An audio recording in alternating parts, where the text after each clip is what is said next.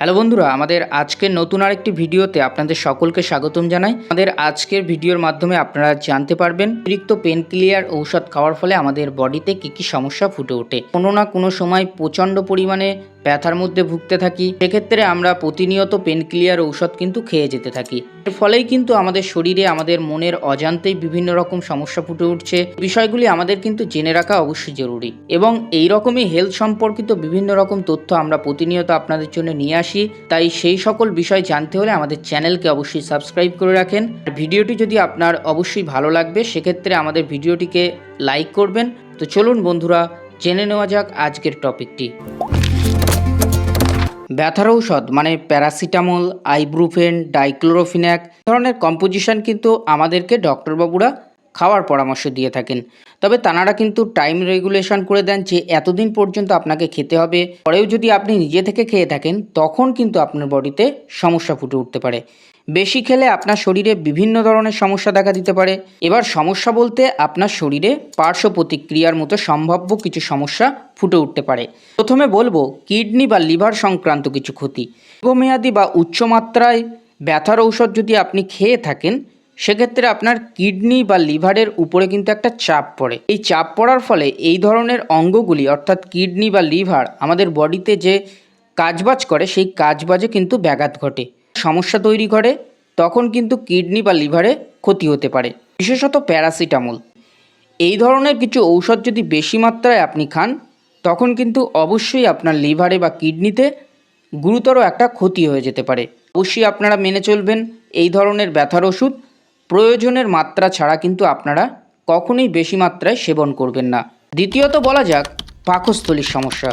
ব্যথার ওষুধ যদি আপনি অত্যাধিক মাত্রায় বেশি পরিমাণ খান, তাহলে কিন্তু আপনার পাকস্থলীতে প্রচুর রকম সমস্যা ফুটে উঠতে পারে। পাকস্থলী থেকে গ্যাস্ট্রিক আলসার হতে পারে, রক্তক্ষরণ হতে পারে, এমনকি আপনার গ্যাস্ট্রিক ক্যান্সারের মতো ঝুঁকিও বাড়তে পারে।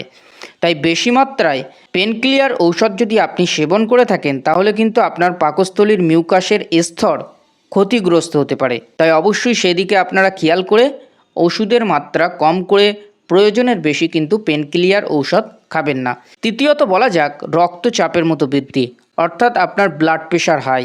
কিছু কিছু এমন ঔষধ আছে পেন ক্লিয়ার দীর্ঘমেয়াদী সেবন করার ফলে, অর্থাৎ দীর্ঘদিন যাবৎ যদি আপনি সেবন করে থাকেন, আপনার কিন্তু হাই ব্লাড প্রেশার হয়ে যেতে পারে।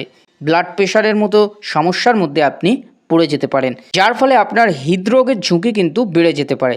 ব্লাড প্রেশার যখনই আপনার হাই হয়ে যাবে, তখন কিন্তু হার্ট অ্যাটাক বা হার্ট সম্পর্কিত বিভিন্ন রকম সমস্যায় আপনার পড়ে যেতে পারেন। তাই অবশ্যই ব্যথার ঔষধ আপনারা নিয়ম করে প্রয়োজনের বেশি কিন্তু খাবেন না।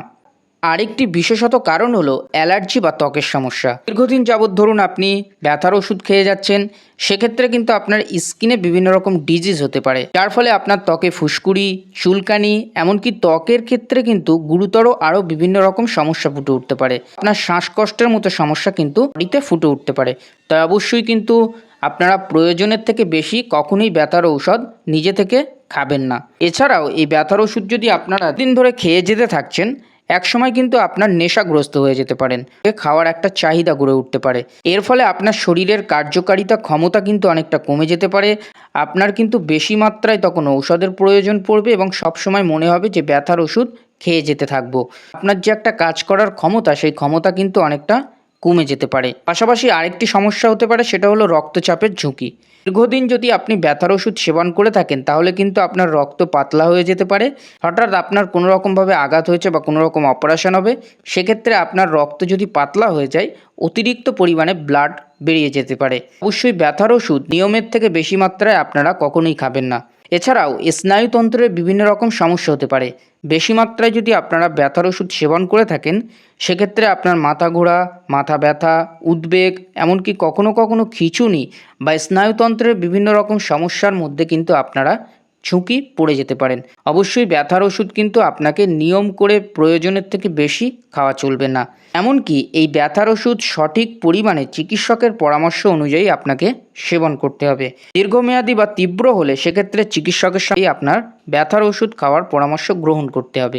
এছাড়াও ব্যথার ওষুধ যদি অতিরিক্ত পরিমাণে খান, আপনার কিন্তু কিডনি ড্যামেজের মতো সমস্যা ফুটে উঠতে পারে। আশা করি দর্শক বন্ধু, ব্যথার ওষুধ অতিরিক্ত পরিমাণে খাওয়ার ফলে আমাদের বডিতে কী কী সমস্যা হতে পারে তার একটা বিস্তারিত তথ্য আপনারা আমাদের আজকের ভিডিওর মাধ্যমে জানতে পারলেন।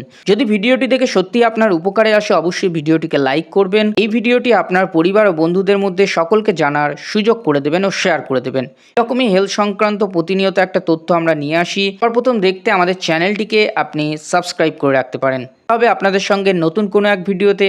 সুস্থ থাকবেন, ভালো থাকবেন।